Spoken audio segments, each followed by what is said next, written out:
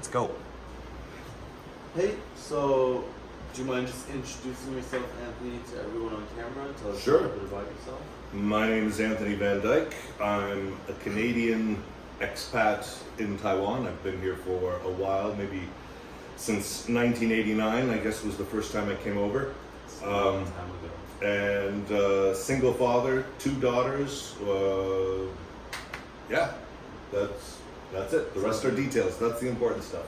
Cool. So let's get right into these questions. And at any time, if you feel like the questions might be too personal, you don't want to get into that, feel free to just skip the question. Trauma, right? Yeah, I mean, we don't always want to bring that up, but it's a safe place, of course. All right. So if you do want to do that, feel free to. But if not, we can skip it. Or if any questions you want more time to think about it, we can come back to that later as well. Sure. These questions are going to be split into 4 different sections. The first one is going to be your relationship with yourself. Mm-hmm. So that includes suffering in your own life and also what you think about death. We're going to be talking about your relationship with others, your relationship with nature, and your relationship with the divine. Okay. So they're going to be split into these questions. I'm going to go in that order. So let's just start off with the first question.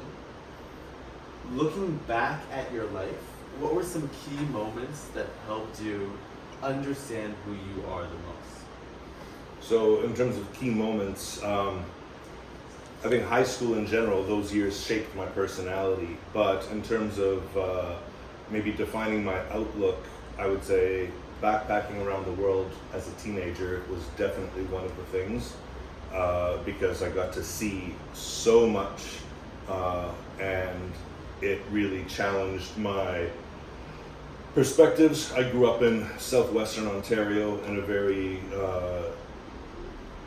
middle class, safe kind of community, reasonably diverse, but also reasonably homogenous. So when I said diverse, it would be maybe racially diverse, but everybody was still Canadian. There was no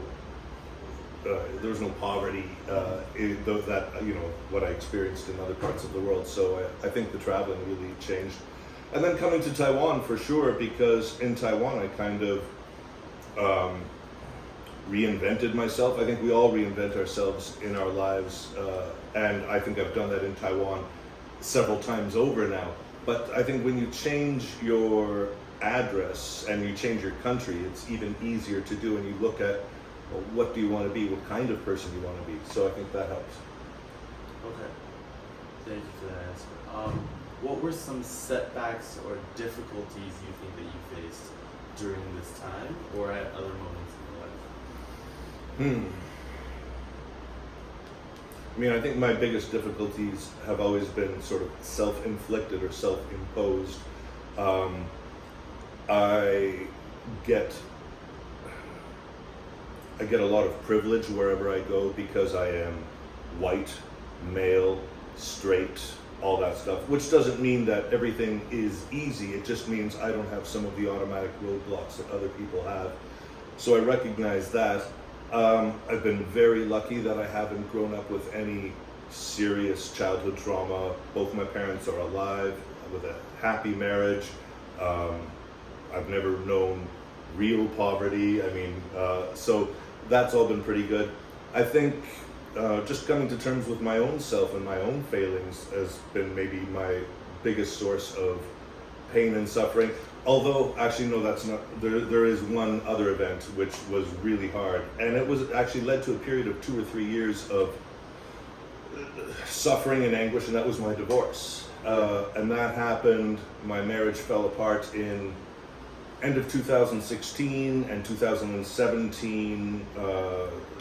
That sort of year and a half was pretty horrible because I hadn't really seen it coming, and at that time I took it very personally. And I mean, all divorces are personal in some sense, but I think I took it maybe too personally. Looking back now, I realize it wasn't all about me, and because you're the one that's impacted the most directly, you think, well, it's your fault or you did something wrong.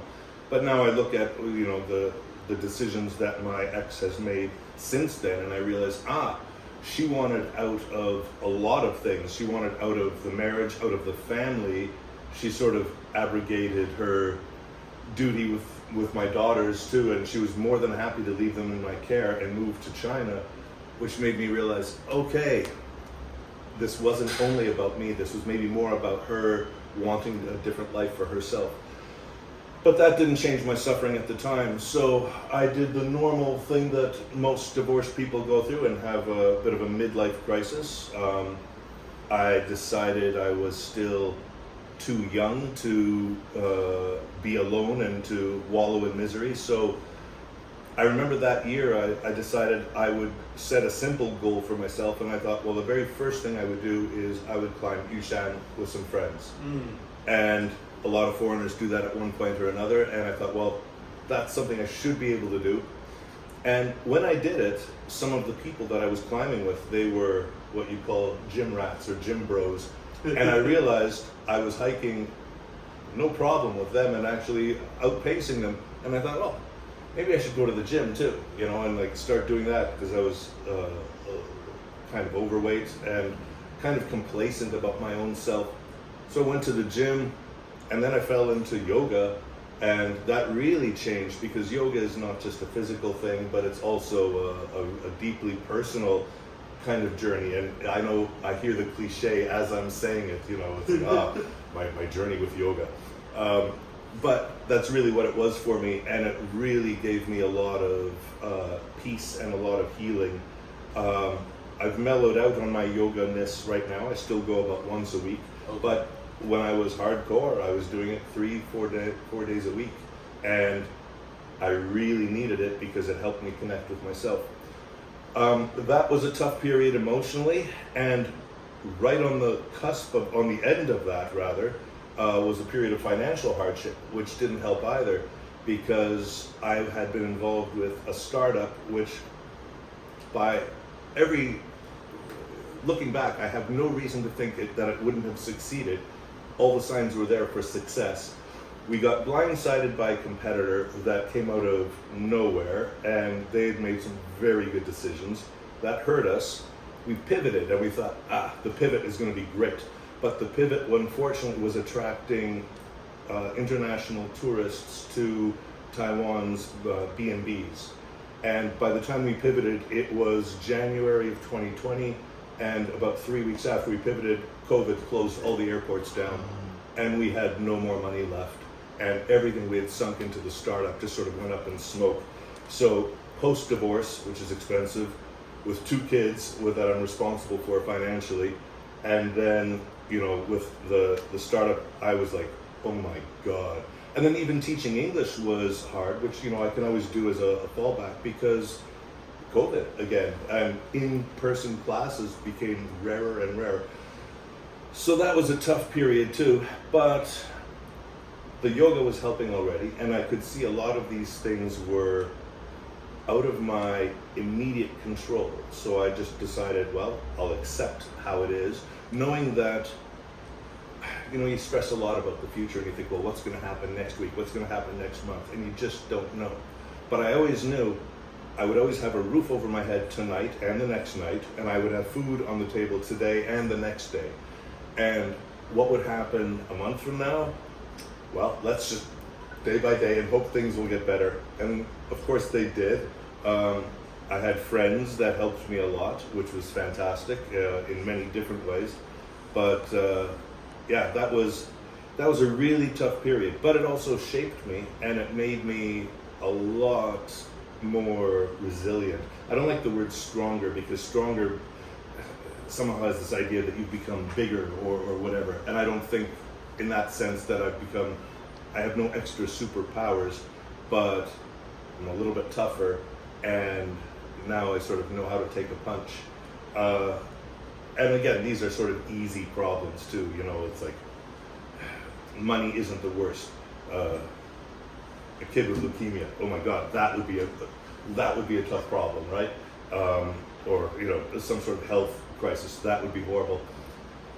These problems are kind of superficial, but that seems to be behind me now. And my last year, even year and a half, I've been going really swimmingly, which is good because I still have a bit of a hole to crawl out of financially, and I'm getting there, which is very rewarding. And I'm doing work that I like, which is good. But yeah, that was the biggest period of suffering I was in. Yeah. Wow, you checked off so many of my questions just now. All right. With speed. Thank you so much. I'm really glad that you're coming out of it. That's a very inspirational story, Yeah. if I may add. If we could shift to something that some people might think of more darker, Yeah. we just want to have your views. How have your thoughts and feelings about death evolved as you've gotten older? So your Yeah. relationship with oneself, you talked about your life so far. What do you think about after this? Or how have you changed what you think about after this?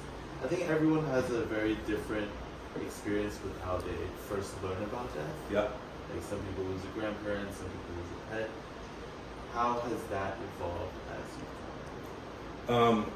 Here it's kind of interesting because when I was 17 years old, I spent a summer working at my neighbor's funeral home. And I got to see death and dead bodies every day up close and personal.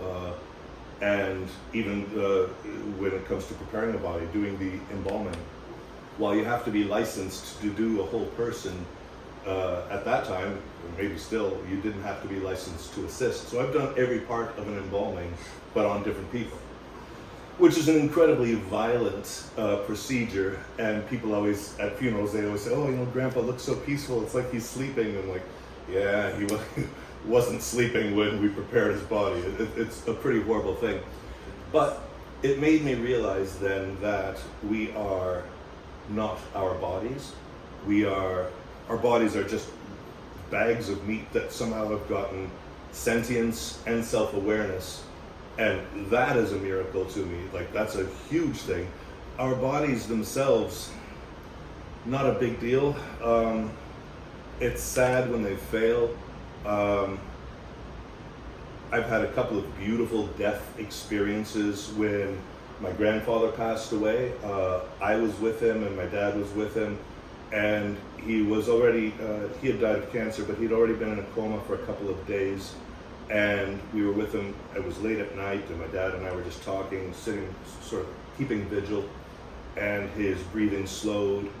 And all of a sudden we realized it was slowing, so we sort of moved from the armchairs at the foot of the bed to bedside, holding his hand, and that's how he went. And I thought that was beautiful. And the other death that I experienced a few years ago was my Labrador Retriever of 15 years. His name was Gustav, and he was just like the best dog, healthy his whole life until all of a sudden he got old, and in the space of 1 month developed some health conditions that just were sort of couldn't really be dealt with. And he also died at home with me and my daughters, crying hot tears, and it was painful and beautiful at the same time. I was very glad I got to share that with them because it was, I don't know, it was a very real experience. And of course, like any guy, I still get choked up talking about it more than I would about my grandfather. I think I spent more time with my dog, but that's normal.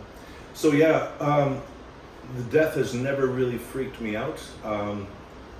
The experience in the funeral home really made me understand what it is and also what it isn't.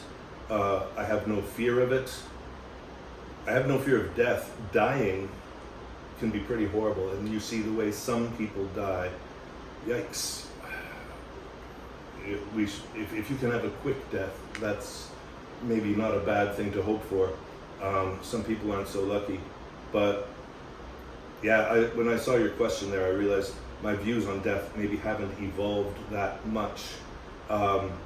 Maybe my views on what happens afterwards have evolved a little bit, but death itself not so much. Okay. When you say what happens afterwards, people might be talking about like heaven, hell, or they might also be talking about legacy. Because I hear that people say that you die twice. Mm. Once when you lose your life, and the last time is when someone stops talking about it. Right. So, do you agree with that? And if so, what would you hope your legacy be? Sure. And there's a small minority of us whose Yeah. There's a small minority of us whose legacy will go well beyond our deaths. You know, business titans and presidents and, you know, cultural celebrities, things like that. Most of us won't have that. Most of us die being remembered by our kids, well remembered, by our grandchildren to some degree, and by our great-grandchildren, maybe only distantly. And after that, it's very unlikely that your great-grandchildren will know your name. If they know anything about you, that's really kind of a miracle. In terms of my legacy, I don't think it will be anything that I've done specifically. It will be more maybe the values and the kind of people that I've raised with my daughters specifically. I don't know who made the quote. It's like you may not remember what somebody said to you, but you'll never forget how they made you feel. That sort of quote. I think that's true of our lives in a lot of ways. Taking my daughters on camping trips when they were young, that they'll never remember, but it still shaped them. And maybe, you know, touching them, stroking their hair when they're 3 years old, they don't remember that, but it also shaped them, and they know then that feeling of love or whatever. And maybe it'll affect them to the point that they'll pass that on to their kids because they grew up with that kind of, with those kinds of values and that kind of family, that maybe they'll pass that on. That would be a cool thing, a cool legacy to pass on. And I don't think it's unreasonable. I think we actually do that. We all know, we hear about parents passing on trauma, and for sure we all screw up our kids in their own special ways too. But I think we also pass on family blessings and family legacies of love and trust.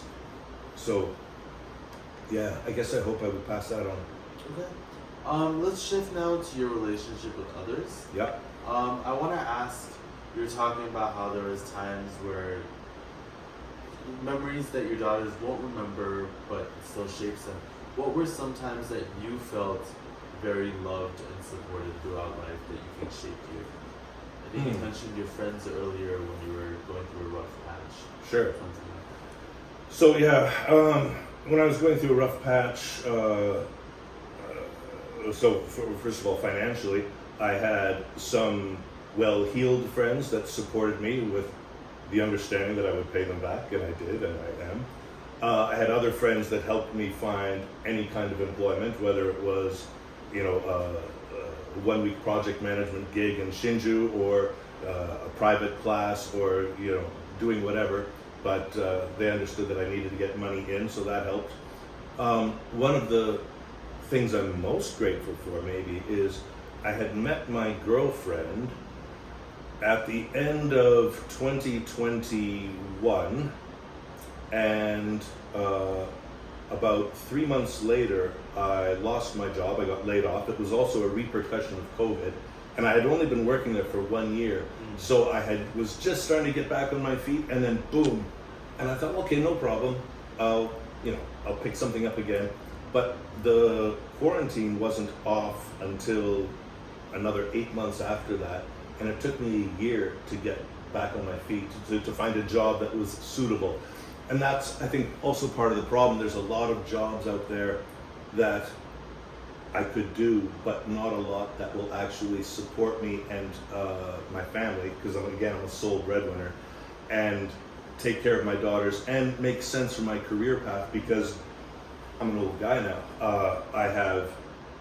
If I have 20 years left of work, that would be amazing, but you know, I'll be 57 next month. So by the time I'm 77, will I still be working?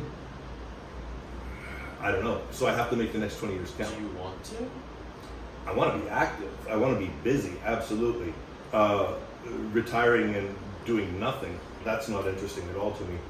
But I also wouldn't want to have to be working and having to, you know, pick up classes or having to do extra work just to make ends meet. one hopes that after when you're in your 70s that you can relax a little bit, and that's fine, but relaxing a little bit then means I have to make smart decisions and work hard now.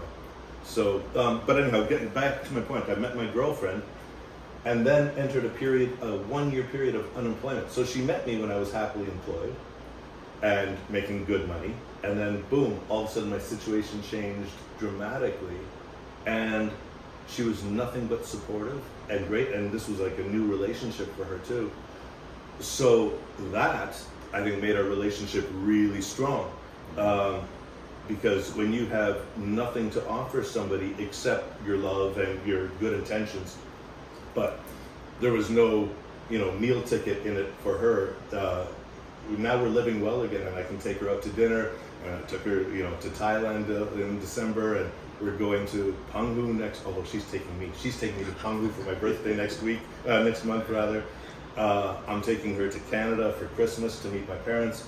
So now life is back, but because we had this whole year where she was making more money than I was, and she still stuck by me, it's like, wow, that buys a kind of loyalty and respect that you can't put a price on. Yeah, I like that a lot. Okay, so on the flip side of that then, so you're talking about people who gave you a lot of love and a lot of support. Yeah. What were some periods of time that you felt like you had a lot of trouble receiving love and support? Were there ever periods of time, or were you ever always able to have someone there to support? No, there was post-divorce, absolutely, because I had very little self-esteem, because as I said, I took the divorce quite personally, and when you have no self-esteem, you don't want to put yourself out there. So I'm a fairly social person by nature, and I'm active with a lot of different things, but I felt I was only out there socially in a very superficial sense, and I wasn't risking anything in my relationships, and I felt quite unlovable. There was, I guess, a whole year and a half after the divorce where I didn't date at all. I felt I had nothing to offer anybody, and I had no interest in it. And then all of a sudden that just changed. And then all of a sudden I'm like, okay, I was done, and I'm glad that happened. I think with some friends too, friendships are interesting because friendships can wax and wane, and you'll have guys that you connect with really well, but they're actually not the best friends. And then other people that maybe you don't connect with well, or your values are a little bit different, but they're incredibly supportive. So you have to sort of reconcile these differences and navigate the changes in a relationship too. And it's also okay to let go of relationships that aren't offering you anything. And that's always a tricky thing, because you sometimes wonder, are you having a bad week or a bad month with this friend, or are we going in different directions? And once you realize you're going in different directions, then you just try and be as respectful and decent as you can about changing that dynamic. But yeah, that happened a little bit too. I've had friends who were happier, it seemed, when I was down, and when I came back up on my feet, they're like cynical, or Doesn't sound very friendly. yeah, there's sometimes a little bit of jealousy or something. I don't know. So yeah, that was a little bit. Well, we won't say it was hard, but it just made me reflect on the nature of relationships and how I interact with people and things like that. Okay, so when we talk about a relationship with others, oftentimes when there's conflict, you have to have a reconciliation and forgiveness. So have you ever had to, forgive someone very close to you? And if so, how did that shape you? How did that affect you? How did that make you feel? So I think you have to think, who is the forgiveness for? If it's to release hatred in your heart, that's super important. But you can sometimes do that without actually forgiving the other person. You just call that sort of moving on. With my ex-wife, I don't harbor her any ill will. I don't want anything bad to happen to her. But have I forgiven her? There are so many things that she could have done differently with still doing the same thing that she wanted to do. Let's say end the marriage, start her new life, whatever. There's so many things she could have done differently in a less hurtful way, and she's never really acknowledged that. Why forgive her for that? She doesn't want it or need it, so it's sort of an empty blessing. So on my own part, I have no rancor. It's not keeping me up at night. I'm in a really fantastic relationship, and I'm doing well professionally, and I'm closer to my daughters now, I know for a fact, than I would have been if the marriage had survived. Just because as a single parent, you just become closer to your kids. So yeah, I have nothing there. I had another friend who I would say wronged me, and he knows he did, and his way of making up for that is pretending like nothing ever happened, but becoming friendly again. And again, I think I know why he was doing what he did, but until he acknowledges that he wronged me, I don't have any desire to bring the relationship back to where it was. When I see him, I'm friendly, I wish him well, but I'm not going to call him, I'm not going to hang out with him. If he's with other people that I'm with, no problem at all. But the relationship will never be what it was. And that, I think if he's not this kind of guy, but if he ever said, Anthony, a couple years ago, when I did this and then that was wrong. I fucked up, man. I'm sorry. I don't know what I was doing. Oh, that would change tons. And then I would re-examine and say, the guy has also grown in some ways. But until that happens, I think he hasn't really grown, and I don't see any positive end in re-establishing a relationship that ultimately let me down. I like that answer a lot. Thank you. I'm gonna write a book with this. No, these are actually really, really great answers. Thank you so much. This is awesome. Okay, so you are, my parents have known you a long time. You're very active and social in the community. Yep. So how have you felt connected to your community or social circles? I've always seen you as kind of a leader in a lot of different communities. Yeah. So how does that role affect your life? So that was a conscious decision. The first time I came to Taiwan, I would say I was a tourist trying it on for size, and I stayed for 4 years. That was 89 until the end of 92. 93, 94, I was back in school in Canada for 2.5 years. April of 95, I came back to Taiwan, and I've been back ever since. When I came back the second time in 95, I realized I wasn't just trying Taiwan for size anymore, that it was actually a place that I wanted to make my home. And then I thought, okay, what kind of home am I making for myself? Where's my tribe? Where are my people? And I've always been the kind of guy that's had more than one tribe. In high school, I had friends who were athletic because I skied a lot, so I had the sort of the jock friends. But I also played in the youth orchestra, the violin, so I had those kinds of friends. And I'm used to having different kinds of tribes. In the late 90s, I got involved with a website called Formosa, and it was a very new website, and it gradually morphed into forums. In the beginning, it was called Oriented, and then the founder, one of the co-founders, she left because she didn't like the direction it was taking. That the forums were just taking off. The late 90s, that was like where social media was at.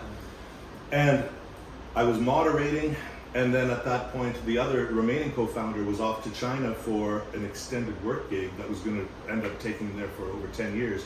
And he needed somebody in Taiwan because internet access in China was sketchy. So he asked me to come on board as a co-owner, co-admin, whatever, which I did, and grew the website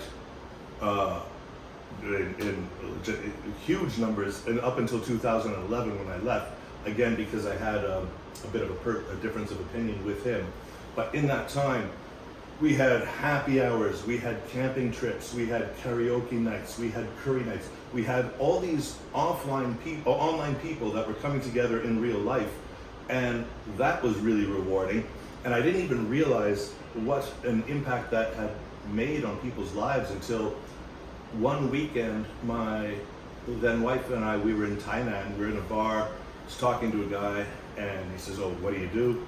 I said, oh, my wife and I, we run a couple of bushy bands in Taipei, and also I have a website, I don't know if you've ever heard, Forumosa, it's like, yeah, I'm on it every day. And he told me his username, I knew who he was right away, and he says, that guy, that's so-and-so. He knew, everybody had usernames, but everybody knew it. He goes, you're Mao Man?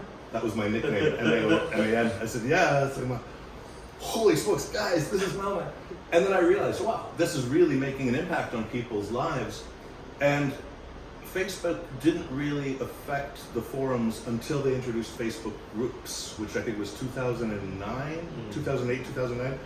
Facebook groups killed forums. And now the website still exists. I'm no longer affiliated with it, but it's become much more anonymous, and I hate anonymity. I think in a community, you have to have your name and reputation on the line, and your actions. People want authenticity. They want to know who you are, and if you're just some anonymous guy, that's not so good. The other thing that I got involved with was the Canadian Chamber of Commerce. When I joined, and it was 20 years ago this year, it'll be 20 years in September, it was called the Canadian Society. We weren't yet a full-fledged Chamber of Commerce. And I thought this was something interesting to me because I'm Canadian and interested, and at that time I had a couple of businesses, so I thought, well, this is kind of interesting. And within the Canadian Trade Office, which is the version of the embassy here, they asked us to make the society into a full-fledged Chamber of Commerce. So I'm one of the original founding directors, and I think the only remaining director on the board that was there right from the beginning. So that's been rewarding. Then other things I just do for fun, I have two dining groups. One which your father is a part of called the Curry Council, and the last Friday of every month we meet for curry at a different Indian restaurant. And the other group is called Second Saturday Social, which is almost a fine dining group. We meet on the second Saturday of every month. Different restaurant, set menu, wine, conversation, new friends. And I have met lots of people this way, but not only have I met lots of people, I've introduced lots of people this way. And I see, couples that I've introduced, and now they're Facebooking activities they're doing together. It makes me so happy and so proud, because it's like, sure, you want to be friends with everybody, and I am friends with them, but then you see other people forming really tight friendships, and you're like, nice. It's such a satisfying feeling. Marriages too, from Forumosa days, I've had 2, 3, 4 couples I know that have been married because of events or internet infrastructure that I've set up. They met through that, and I feel like, That's actually life-changing. Yeah, so I played a part in that, and that's been incredibly rewarding. I do believe that it's our relationships with others that make life meaningful, and life doesn't always have to be happy, and I think if you're always in search of happiness, that can be an empty chase, because happiness often people mistake with pleasure and feeling good, but you can have a meaningful life even if it's not always happy. Even when you're in a tough period, it can still be meaningful if you're working for the right goals and doing the right kinds of things. So community has been a really important part of that, but I also come from a family where community has been important, so I think that's been an inherited value from my own mom and dad. Awesome, thank you. What about your relationship with nature? I see your view over here. Lots of trees, very green. I'm assuming you like that. Do you think that you've always, if you have a relationship with nature, do you think that you've always had a close relationship with it? And how do you think nature has shaped who you are as a person? So when I saw that question, and at first I dismissed it, thinking, well, I'm nothing special that way. But actually, looking at it a little more deeply, I realized it's colored my life in a lot because of just where I live. I live in a place called Intweciew, which is a mountain community, a gated community, but it's in the hills, and I live next to a lake. If I look out the windows of my apartment, I've got 3 sides of my apartment, and all I can see is green area. I cannot see or hear a bus, motorcycle, or car because the roads to our community are buried, they're underground. So all the access, the bus access, the trash access, it's underground. So when I look out, I just hear frogs and birds and crickets and things, and that's great. So that is great for me because I love living in Taipei or working in Taipei. I love the hustle and bustle. But when I go home, I really like to decompress. And I've been doing it for so long. I've lived there for 21 years, 22 years now in the same apartment, which is longer than I've lived anywhere in my life. And I realized the reason I'm still there, well, rent is pretty cheap, pretty reasonable, but also it's the nature. I just love that kind of open space. And I do go to the beach a lot, and I go to hot springs a lot, and with animals, I've always had a pet or two in the house. Right now, I'm down to one dog and one snake, which I've inherited from my daughter. I don't care too much about the snake. We 2 weeks ago we lost a cat.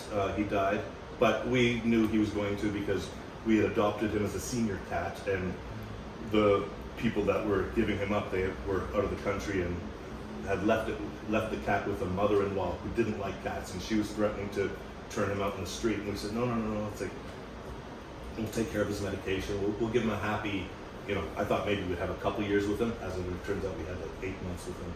But yeah, so I always like having animals around. I think that's comforting. But I don't think I'm a hardcore nature guy, but it's always part of my life. It helps ground you. Yeah, exactly. So I'm always sort of touching it here, touching it there, but I don't do 3-day hikes very often. Once every couple of years is enough for me, and that's it. I like camping, but only if it's car camping.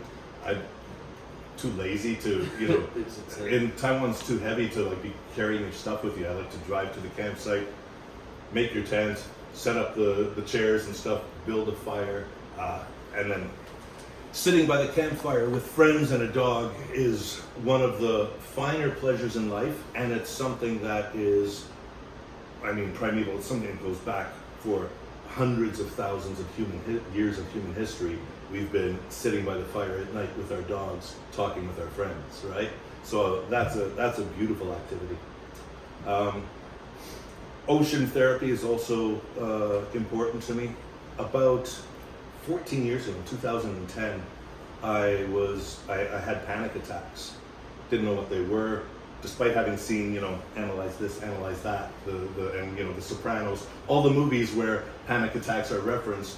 When it happened to me, I still thought it was a heart attack or something. But the doctor diagnosed it, and I realized quickly that days that I went to the beach, I wouldn't have a panic attack that day or the next. And any days where I was really exercising hard, especially outdoors, I wouldn't have a panic attack. So I know now the value of being outdoors, of hearing the ocean, feeling the wind on your face. These are good things. And if you're having a really bad time or a really bad day, you can do worse than go for a walk. It's not the worst thing. I like that a lot. So you mentioned how feeling the wind on your face and how sitting by a campfire with a dog with your friends is something that humans have been doing for so long. Yep. How do you think humanity's relationship with nature, these things that you're talking about, have evolved over time? Because we also see climate change and all of these other impacts that we have. So the good and the bad, how do you think it's evolved over time? I think climate change is going to affect us in a big way in the long term, but on the day-to-day, my life this year isn't going to be affected a lot to the next year, and that year from the year after won't be affected a lot. It's a little bit like the frog in the boiling pot of water. It's happening so gradually. On global terms, or in terms of that kind of timeline, it's happening very quickly. But for us, for the day-to-day, I know winters here are warmer than when I first came, but it's not really affecting my life in any bad ways. I think more than climate change, I see we have other challenges, and distraction is one of the biggest problems that we have now, and smartphones are a huge part of that. And the first step, I think, is awareness. I'm aware that I am horribly tied to my smartphone. it's I can't put it away because it's part of my job and how I stay in touch with everybody, my family. But I realize it comes at a cost. I used to be a bookworm. I used to read dozens of books a year, if not scores. And now if I can read 2 books a year or 3, I'm like, wow, that's pretty amazing.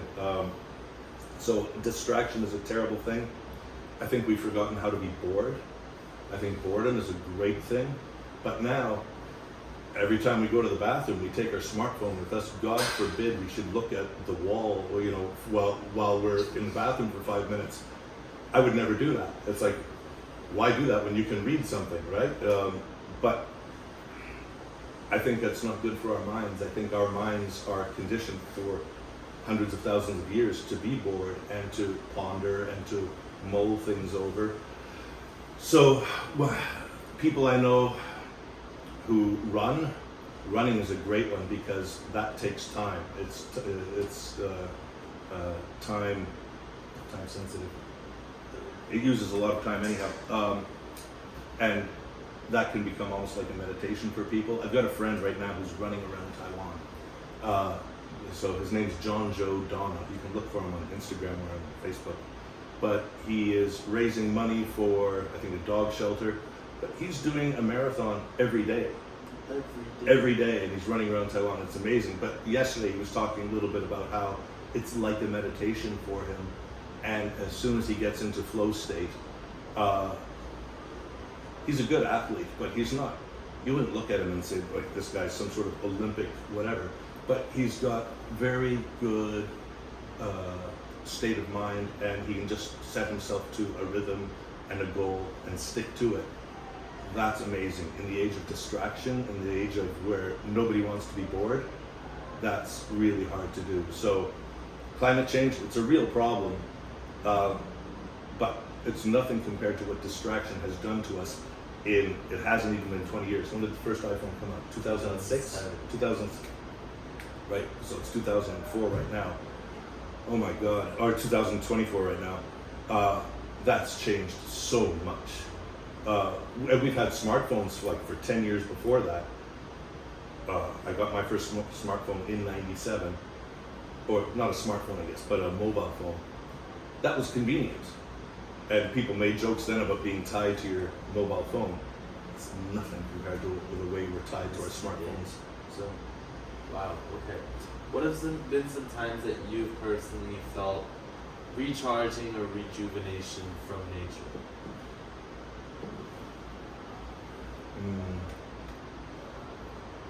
Basically, every time I go to the beach, although my girlfriend and I, we have a new habit. We've been doing this since we met, but now we're doing it weekly. That's our default, is we go to hot springs. And going to hot springs, one of the things we really enjoy is the cold pool. In the wintertime, it's actually a cold plunge because it will be at 10 degrees or whatever. Now in the summertime, it's like back up to 18 or 19 degrees. It's less of a cold plunge. But that being cold in water is fantastic, and it gives you a rush afterwards and makes you alive, and you sleep better and you're more focused. So I'm also aware that this is a very cliche thing right now, is the whole ice bath and cold plunge thing. But personally, I think it's fantastic and I love it. Beyond that, nothing special. I like going to the beach and I feel better when I do. Which one do you usually go to? So 2 beaches. If we're pressed for time, we go to Jinshan. And if it's a whole day, then usually we'll go to Waiao. Waiao is my favorite beach because it feels like the Pacific Ocean. I mean, and that's where the water is the deepest. And if you look, you can feel the waves and the water come in. There's no garbage on the beach, very little garbage. And it's the beach, black sand one. The beach is huge and broad, and yeah, it's very. There are waves, so it's not a great swimming beach. I mean, sometimes you'll get a glassy day in the summer, but mostly there's waves. But you just work around that and have fun anyhow. Yeah. What do you think about environmental protection? Sorry, it's one of the questions that we have. You touched on climate change earlier, but do you think that everyone, to have a good relationship with nature, do we need to do our duty, or do you think that that's useless when we see billionaires flying around in private jets? So real change comes at the corporate level. Consumer change, it has an effect, but I think the more positive effect is just in consciousness. I wish it would change the way people voted more than anything else. The fact that we're not using straws anymore, that's great for a few turtles or whatever. I'm not convinced that that was an environmental disaster in and of itself before. Plastic in general is an environmental disaster, and the fact that we have still so much single-use plastics, never mind drinking straws, it's in a million other things. That's a huge problem.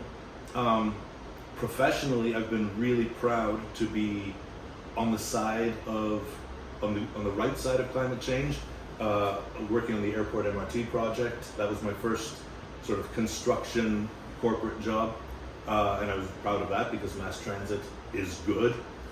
And then having worked now for onshore wind and offshore wind, that's also fantastic and something Taiwan needs. So it's good for the earth, it's good for Taiwan. Taiwan needs it for energy security as well. It's not just an economic thing, but it's also a defense thing. So I'm happy with my own lifestyle choices there. Professionally, I feel I'm doing the right thing. I know I have a friend who works for British Tobacco, and which is a great company to work for in terms of benefits and things like that. But at the end of the day, you're still working for a tobacco company, right? So with me, I don't think my efforts are going to change the world that much, but I'm helping my company, and my company's helping the industry, and the industry's helping the world. So I'm making a small difference. I like that. Have you ever, just with your relationship with nature, have you ever had some breathtaking moments or interactions with nature? It's like typhoons in Taiwan, I know, are crazy. Yep. The earthquakes, this last one wasn't too bad, but were you here for? I was here for 921. Yeah. So, what are some times where you were like, "Wow, nature is so much bigger than me"? Let's see.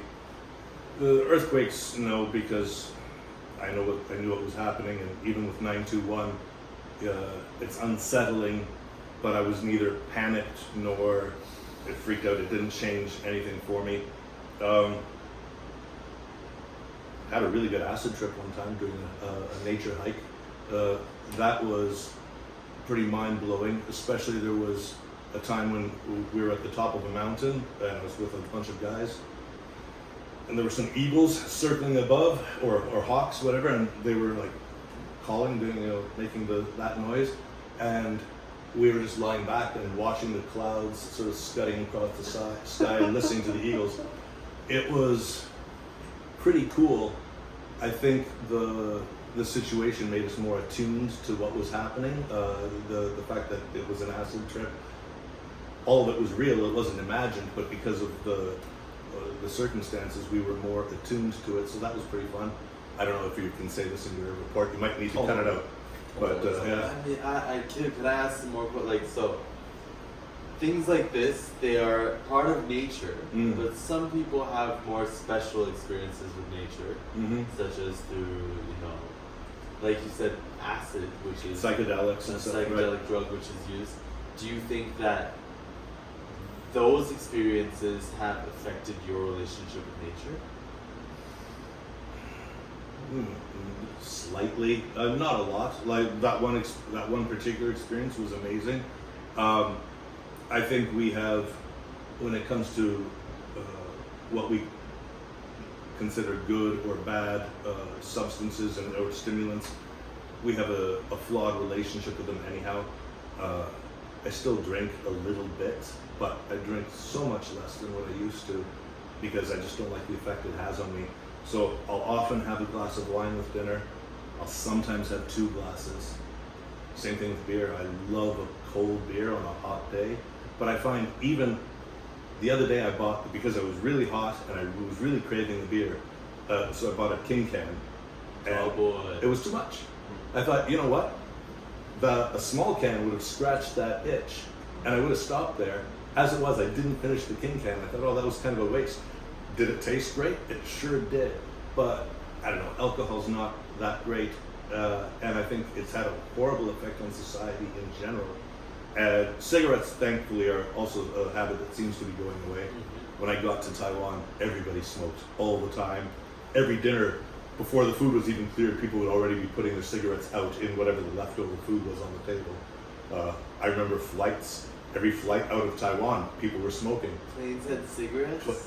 And the ashtrays are still there in a lot of seats. And then it always strikes me so funny. If you go to the bathroom, there'll be a little ashtray in the door, and then a sign's like, "No smoking. The alarms will go off." I'm like, it wasn't always like that.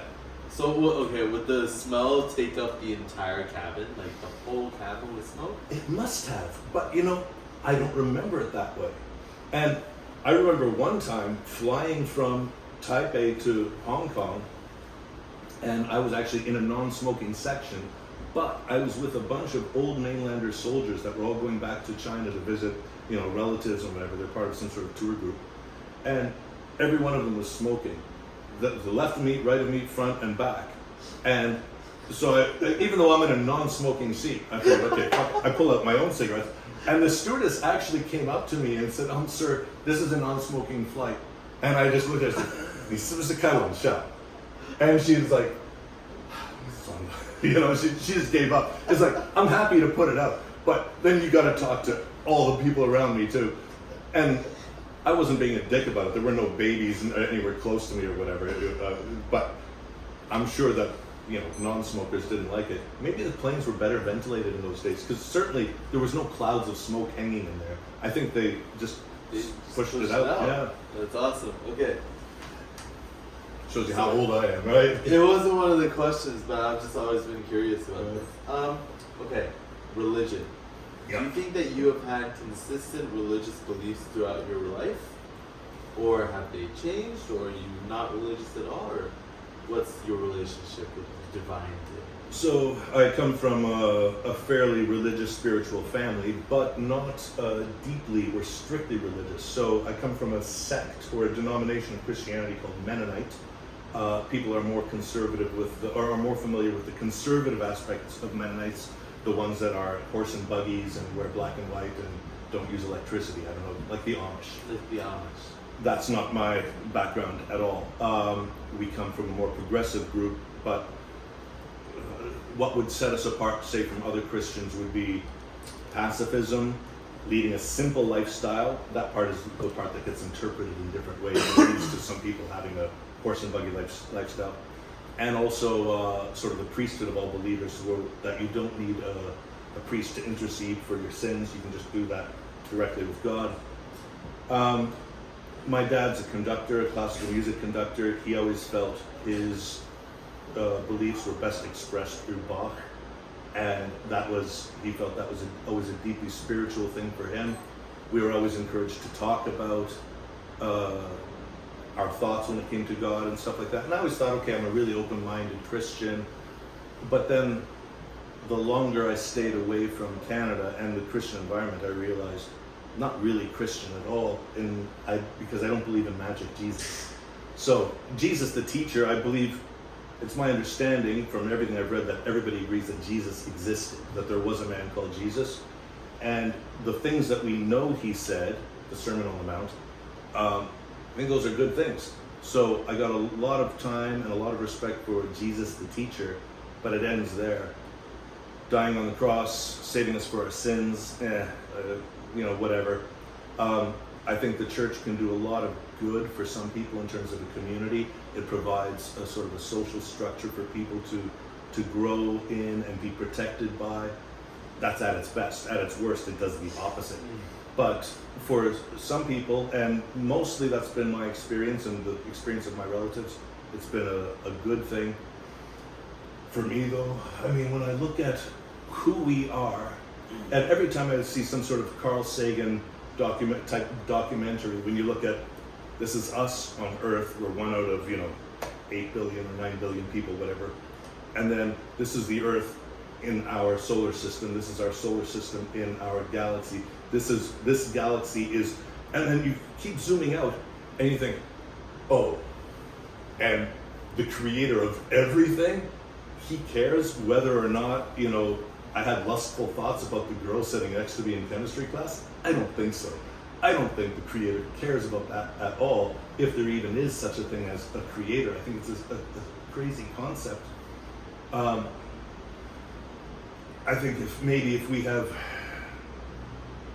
you look at God as being, the divine as being all around us, I don't know if you've ever heard of a philosopher called Spinoza, but he would be more like that, saying that his God is maybe more of a pantheistic God, where God can be found everywhere, and that we can find the divine in each other and in nature.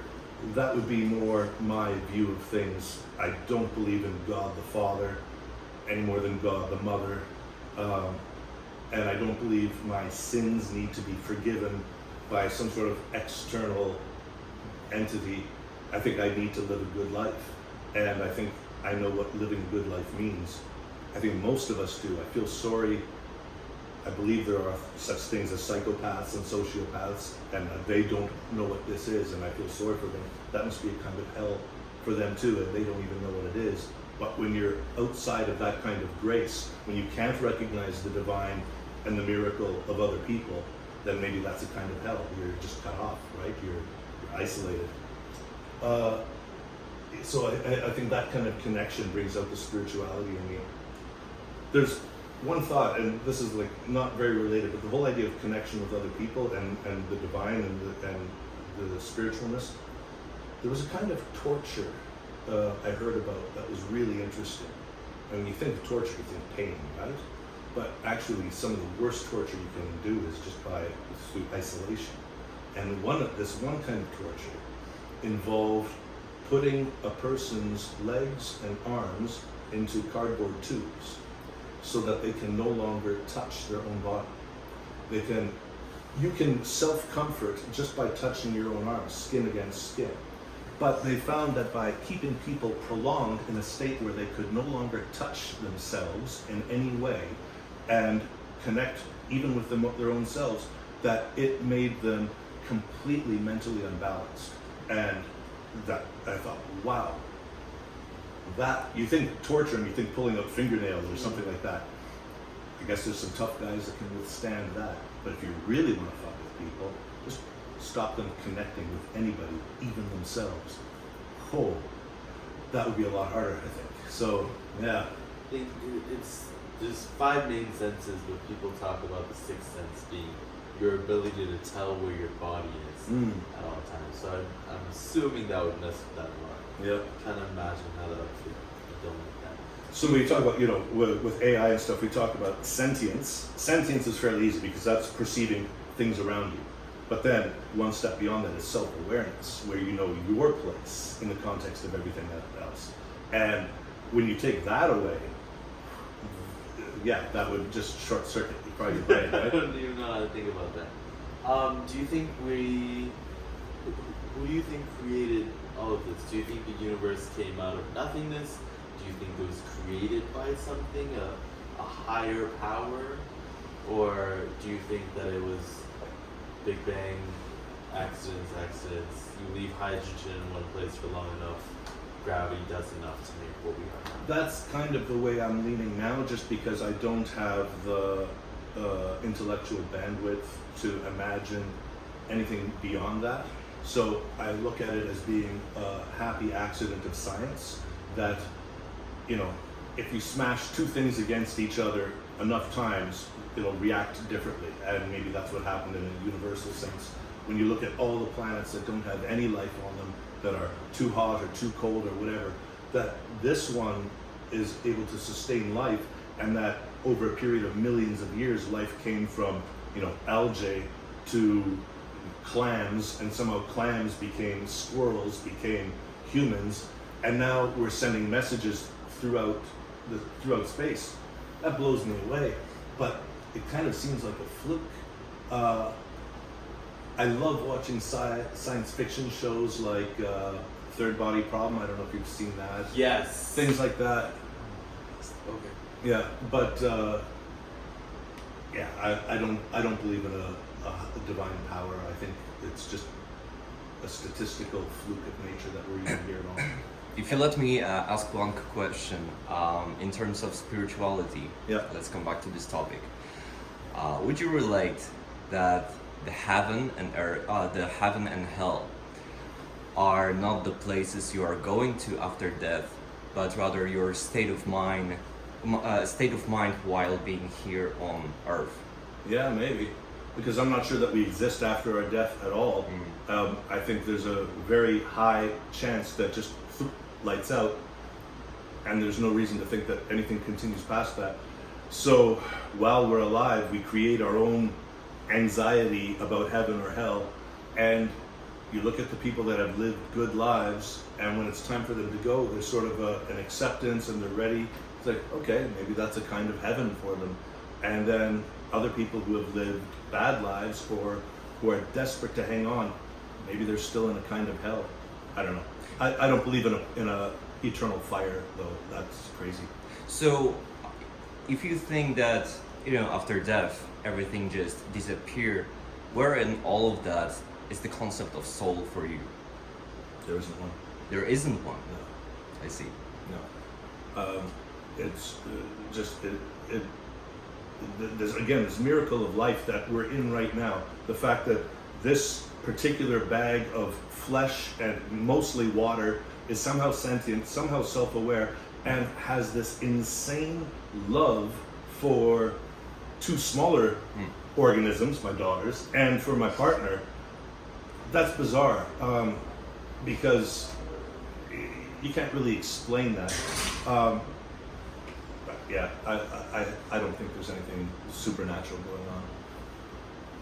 Do you think it's your responsibility to pass on your beliefs to your kids, or do you think that that's for them to figure out on their own? My responsibility is to pass on the ability to ask good questions, to be discerning, and to be decent. So I expect my kids to treat others with kindness and with love and compassion.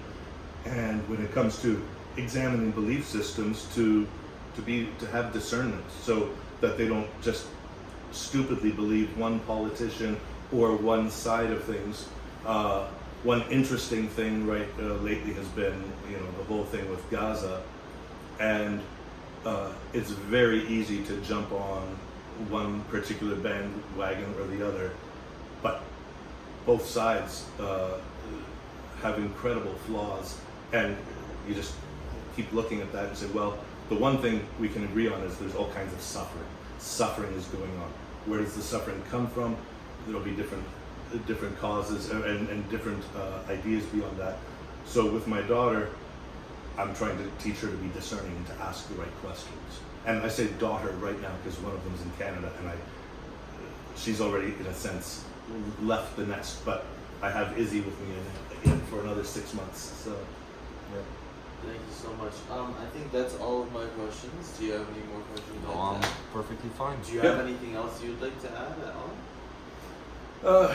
No, I think. There was one question you think about where I was at with religion now, and I think more than anything, the philosophy that suits me best would probably be a Stoic lifestyle, because that is also about acceptance, but also about self-betterment and managing your emotions no matter what's happening to you. I think those are all really good things, and if everybody behaved that way, society would be a better place. But that's that's maybe where I am more than anywhere else. And I'm also aware that this is also kind of a trendy concept now. But I've always been on the cutting edge of cliche, from white guy moved to Asia to study martial arts and Chinese, to get divorced and do yoga, to discover cold plunges and stoicism. I think I'm not a leader in any of these things. Sorry, since you mentioned yoga, let me just ask. There is a lot to do with spirituality. I would say there's a lot to do with the soul as well with yoga. Mm-hmm. Can be, yeah. Do you kind of just like the breathing exercises and the science behind it? or do you believe in some of the chakras and the spirituality, mysticism? Not so much. And I have the same problem with martial arts. And as soon as you start looking at things that can't be measured or quantified, like chi or chakras or whatever, I understand the usefulness of these things when they're teaching it. It's like it's not that different from parables and teaching Christianity. And God flooded the world. It's like, did he though? Adam and Eve took a rib and then made a woman. It's like, huh. These stories have a usefulness for the people telling them and for the people listening to them, but they don't serve any purpose for me. I think when I am in control of my own breathing, there are very easily identified physiological changes that happen, and I can say, hyperventilate for 2 minutes, you're gonna feel like shit. Change your breathing now, do this for 5 minutes, you're gonna feel amazing. It's easy to do. There's that part of yoga and that part of meditation, guided breathing practice. That's easily quantified. There's no mystery. I like that. Thank you very much. Welcome. Oh, Good meeting you, man. Thank you, man. I really appreciate you.